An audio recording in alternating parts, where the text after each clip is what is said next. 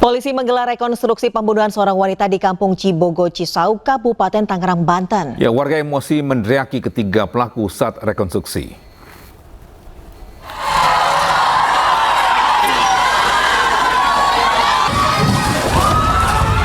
Puluhan warga meneriaki pelaku pembunuhan terhadap seorang wanita di Desa Cibogo, Kecamatan Cisauk, Kabupaten Tangerang, Banten.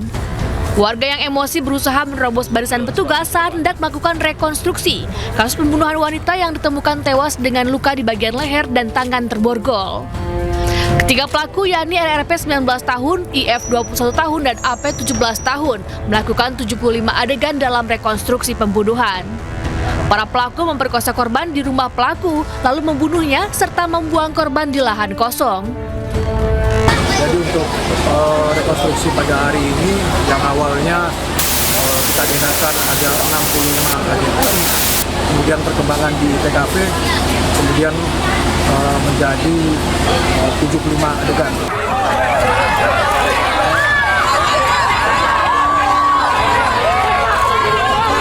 Usai rekonstruksi, para pelaku pun dibawa ke dalam mobil tahanan Polda Metro Jaya.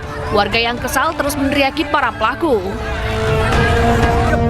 Sebelumnya, seorang wanita ditemukan warga dalam kondisi terborgol dengan luka tusukan di bagian leher di Desa Cibogo, Kecamatan Cisauk.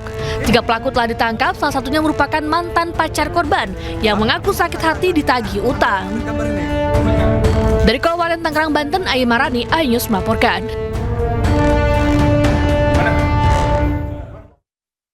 Sementara itu, Komisi Kepolisian Nasional atau Kompolnas ini kembali melakukan pemeriksaan di tempat kejadian perkara meninggalnya diplomat muda Kemlu Arya Daru Pangayunan. Ya, Kompolnas menyatakan posisi kunci di kamar korban menjadi salah satu temuan penting seiring dengan penyidikan dengan Polda Metro Jaya.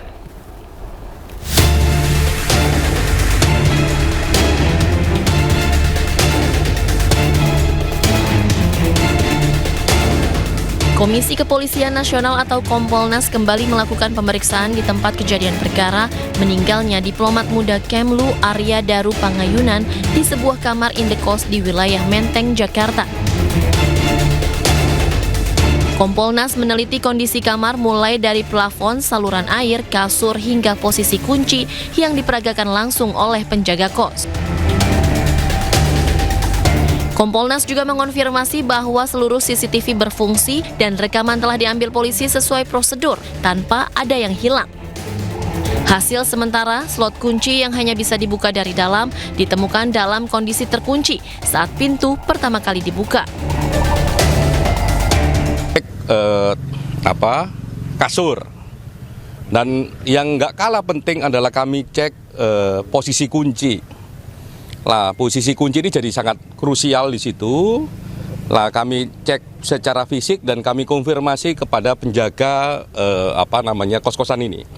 Karena beliaulah yang membuka pertama kali, terus kami minta untuk diperagakan posisi kuncinya. Jadi ada dua kunci yang memang terpasang di pintunya, bisa dibuka dari luar maupun dari dalam.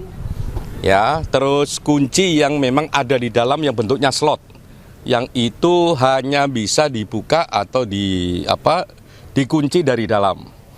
Lah, saya nanya ini posisi kunci yang slot, terutama yang slot ya, yang hanya bisa dibuka dan ditutup dari dalam, itu posisinya terkunci. Jadi kami tadi konfirmasi langsung ke penjaganya, kan ada video juga, kami cek videonya, kami konfirmasi ke dianya, waktu dibuka posisinya terkunci.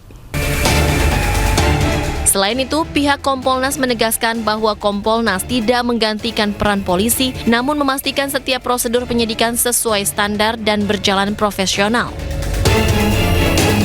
Sementara penelusuran data dan hasil visum maupun autopsi masih menunggu hasil lengkap dari pihak kepolisian dan tim medis.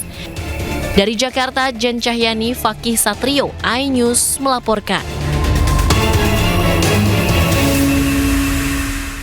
Terima kasih masih bersama kami di iNews Today. Pemirsa, warga Tanah Karo dihebohkan dengan penemuan jasad perempuan tanpa kepala di tepi sungai Aek, Bolon, Desa Pengambatan, Kabupaten Karo, Sumatera Utara. Iya, jasad korban dibawa ke Rumah Sakit Umum Kabanjahe untuk autopsi.